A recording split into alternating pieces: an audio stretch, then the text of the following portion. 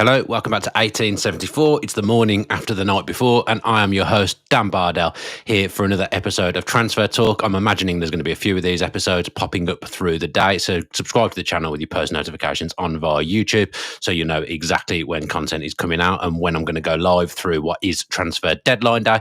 Show is, as ever, sponsored by Match Bingo. Scan the QR code or head to 1874.io/matchbingo. You can buy 4 bingo cards, get one free. They cost £2. Buy as many as you like, but if you buy 4, as I say, you'll get one for free, and you can use them around all the football and all the sport that's on at the moment. So yes, good morning to you. I've already done TalkSport very early this morning, feeling very tired.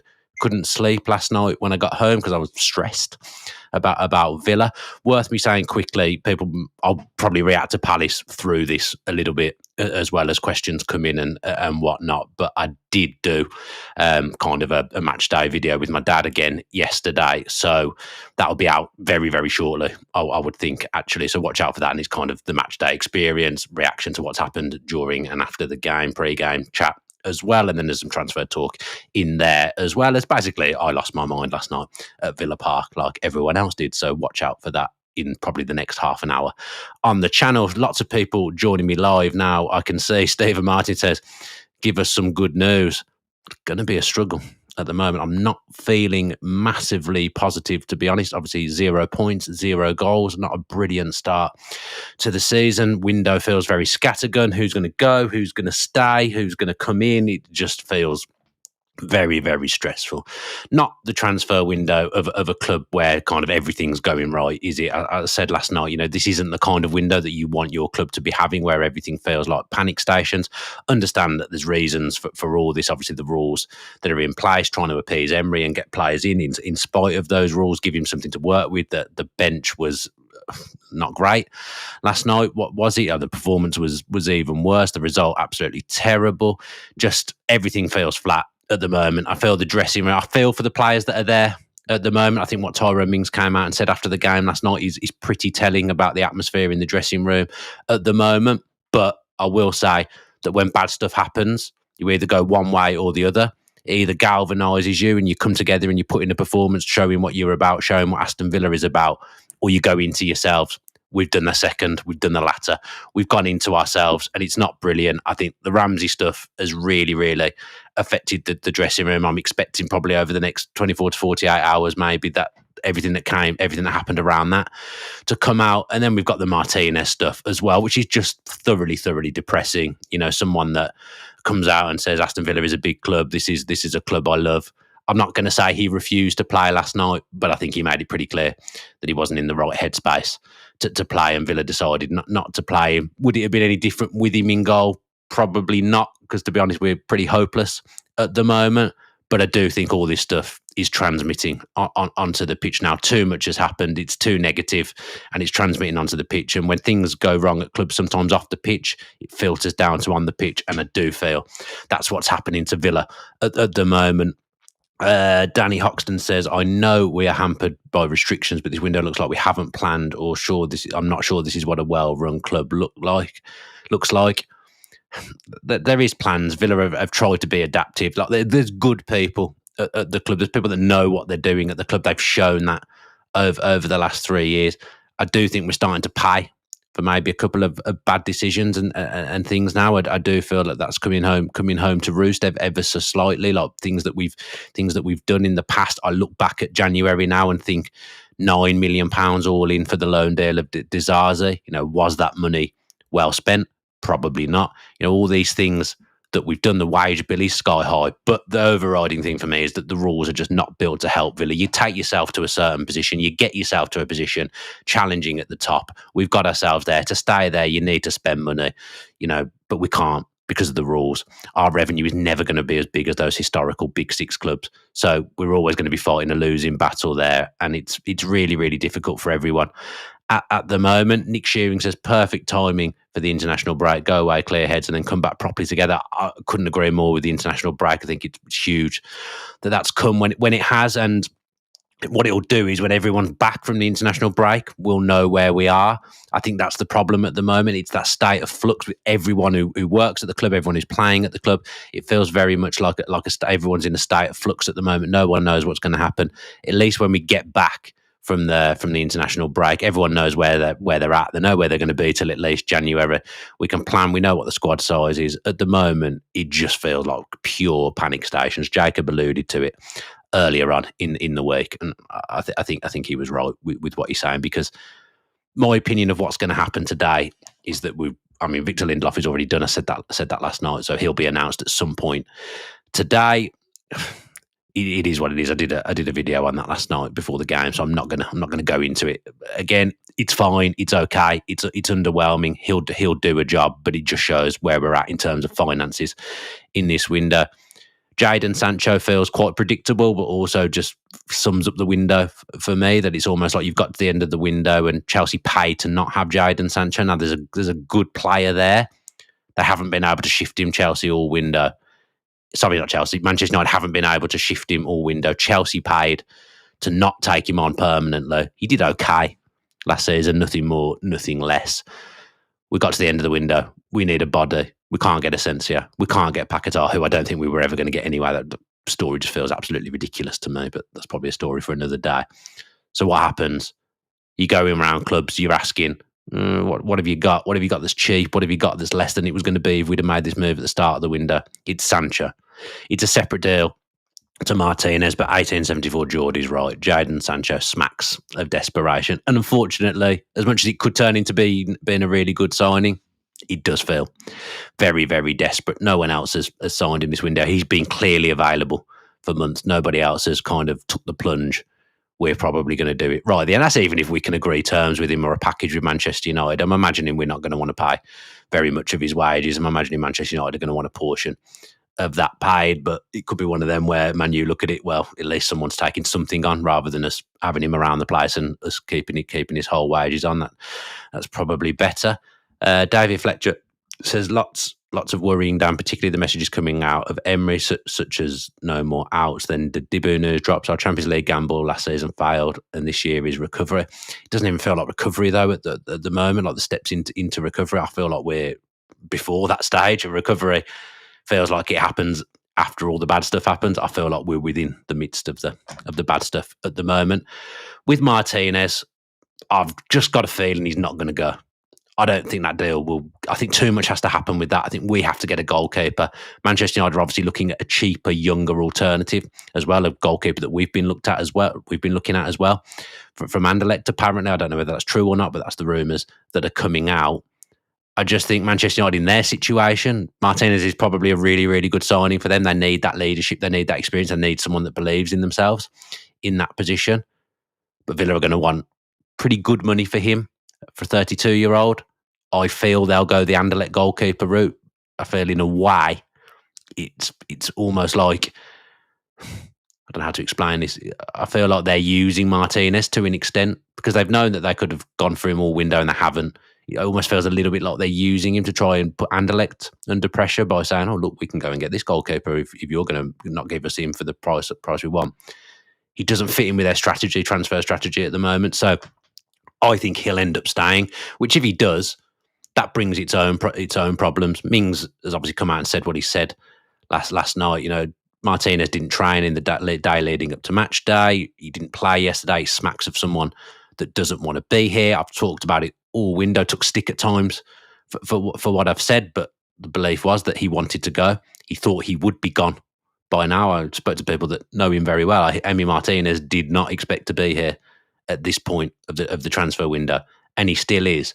I thought once we got to a certain point and he played at Brentford last week, that maybe we would draw a line under it, you know. But it was also quite telling that when McGinn went off, the armband didn't pass to Martinez; it passed to Mings.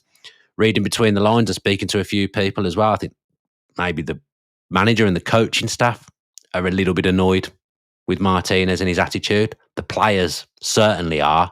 So that then creates a problem if he does come back and he doesn't come back. Thank you, Andrew Bush, for correcting me. I knew I was saying the wrong team. It's Antwerp, not Anderlecht. Apologies for that. Everyone knew the goalkeeper I meant though, but thank you for for correcting me. Andrew Bush, I've also just knocked my other camera on the floor, which was absolutely great. So there's going to be a problem if he does come back and he does need to get integrated. He didn't expect to be here. I don't think he actually expected to be in the Premier League. I think he expected to be in Spain, by the way. But, Manchester United is the move he wants. He backs himself to go to a club like Manchester United and help rejuvenate them.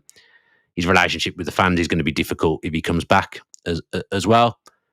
Me personally, we've seen players come back from worse. So he's a great goalkeeper. I don't think he'll go unless we do get a new number one to come in. But then I do also think in the back of my mind, this could be one where he really, really pushes. This could turn really, really ugly. If we haven't got a replacement lined up, could he go anyway? And we do just go with Bezo for the first half of the season, and then scour around. I don't know what goalkeepers are available on a free. Maybe we look at getting an experienced backup. But I did hear murmurs of Jed Steer coming back as a number 3 at one point, but I don't know how true that is. I did try and find out, but I don't know how true that is. It's difficult. It's tough. All this, going on in the transfer window under the backdrop of us actually having Premier League matches, I don't think it's a coincidence that our start has been absolutely horrific. 3 games, 0 points, 0 goals, 3 defeats. It's just absolutely horrible here. And it's a horrible atmosphere around the club, and it's not one we've experienced under Unai Emery. And given what we've achieved over the last kind of 2-3 years, it shouldn't be how we feel, but we are where we are at the moment. I was walking out the ground last night and looking at the Crystal Palace fans and thinking, God, we've just had like an unbelievable 2-3 years under Unai Emery, years we could have only dreamed of. And I was thinking, but yet Crystal Palace have won a trophy in that time. Crystal Palace right this second are better than us. Even when we're good, just things don't seem to work out for us. And it's just very, very flat and very depressing. At the moment, I was on TalkSport this morning, and Jeff Stelling asked me the question about do I worry long term about Unai, and I said this a few weeks ago, and some people didn't like it. Sorry, I keep saying 0 points as well. We've got a point, but it just doesn't feel like it. Does it 0 wins? But thank you, Dan Henry, for correcting me. As I say, I was up very, very early this morning.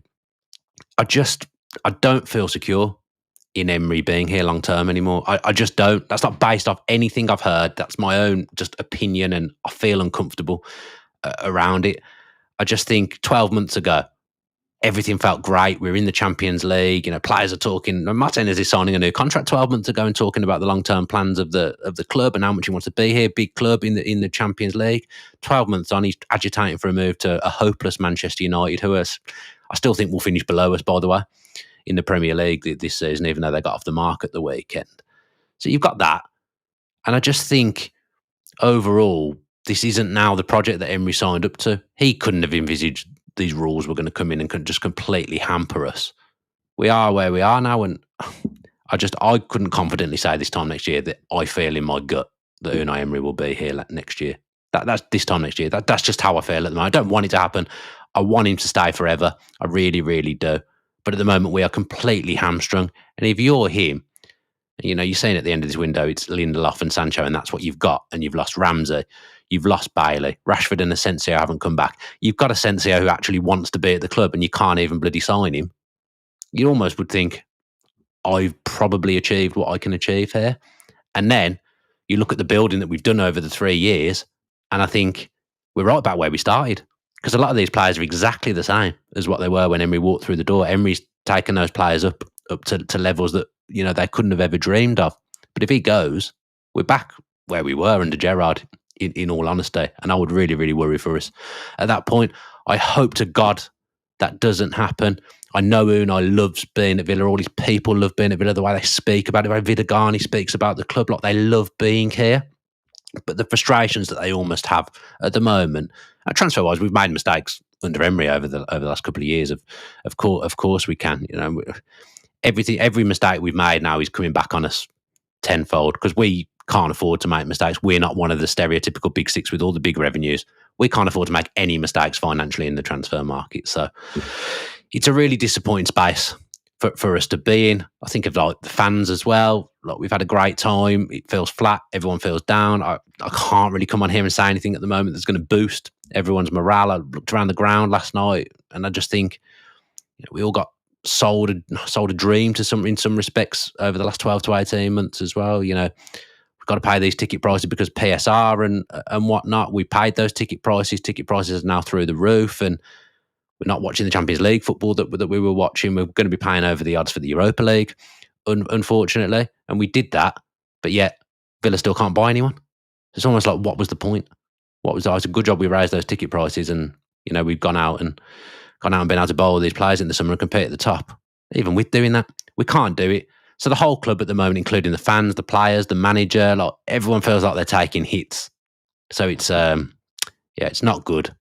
So I'll go before I depress everyone any further. The Crystal Palace show, it might have actually come out whilst I was on. I don't know actually. I did see something flash up on my phone, but that'll be out very, very soon. So if you could do me a favour and watch that, even though you probably won't enjoy it, you may enjoy some bits of me and my dad. The video is essentially about me and my dad and going to the football together as father and son, and the Crystal Palace game last night. We do talk about transfers in it. We do talk about the game, of course, as well. So go and watch that for me if you can. I'll be on through the day, I'm absolutely sure. So please subscribe to the channel with your post notifications on so you know when that's happening. I'll jump on as soon as something happens through the day. Obviously, window shuts at 7. Dan Rollinson on Claret and Blue is doing like a live from 5 p.m. till 8 p.m. with various people coming on in slots. I'm going to be one of those people. I think I'm on at 5:15, but I don't want to get my phone out and have a look right now. So I'll be on that later on as well. Oh, fantastic. Stephen Hughes says Gertruda is off to Sunderland. Sunderland, you may as well not be in Europe. Sunderland aren't in Europe, yet can spend an absolute fortune. They've only just come up. Are you telling me their revenue is better than Villa? Their finances are better than Villa? Of course they're not. But because they're not in Europe, they can go and buy and do what they want. And they're signing players that Villa wanted at one point but couldn't afford. Villa have been offered Gertruda in the last week as well, but we can't do it even on loan because of the finances. Yeah, off he goes to good old Sunderland, who have just come up from the Championship. That probably sums it up quite nicely. Absolutely horrific. I'm fed up of football. If I'm honest, I'm falling out of love with it. This isn't football talking about PSR and SCR and watching my team. Mind you, I've watched us get spanked by Crystal Palace before, so that's not unusual. But just the feeling at the moment so low, and this has been when it's been at its best that it's ever been in my life, and I feel this low. So that tells you everything that you need to know. Have a good day, safe travels to work and whatnot. I'll pop up through the day, as I say, so keep your eye on the channel. Thanks very much to those that have joined me live. Always appreciate it. Always enjoy interacting with you. Yeah, I'm bemused. See you in a bit.